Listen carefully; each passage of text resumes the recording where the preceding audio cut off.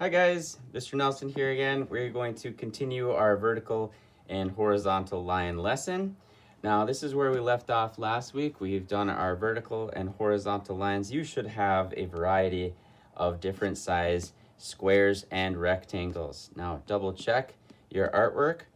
Everything should connect to something. It can either go off the page or it can connect to another line you've created, but every shape you look at should have squares and rectangles. Oftentimes, what I'll see is a student might end up having maybe a shape that will look like this. This is really common.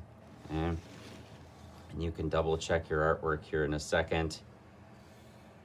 And I'm gonna flip that over here. Now, when I look at this artwork, I see a lot of squares and rectangles, but when you look at this right here, this is an L shape.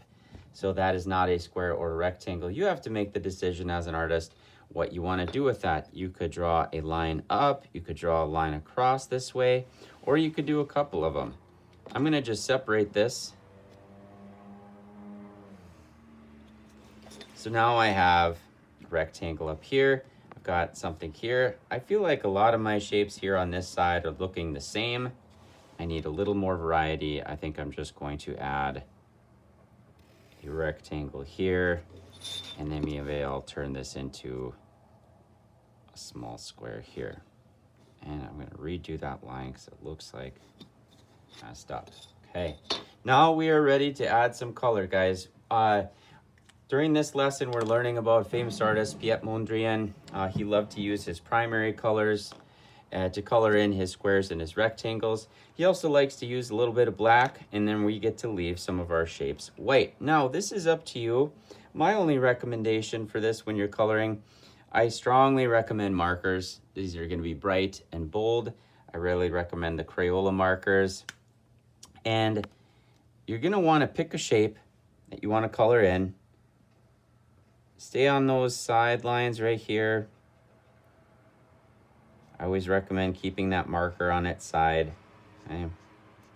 Start with one, fill it in. You can turn your paper too, so you can see that edge. You really want to stay inside these shapes you made. Okay.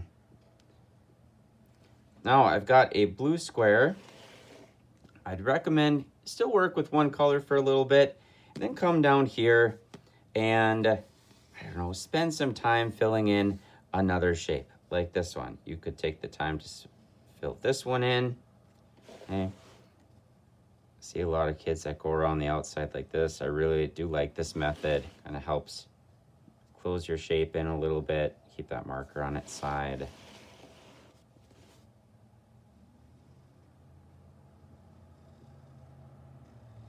Okay. And I'll finish filling this in a little bit. And you just move on, guys. Move on to a different color. You could take your black.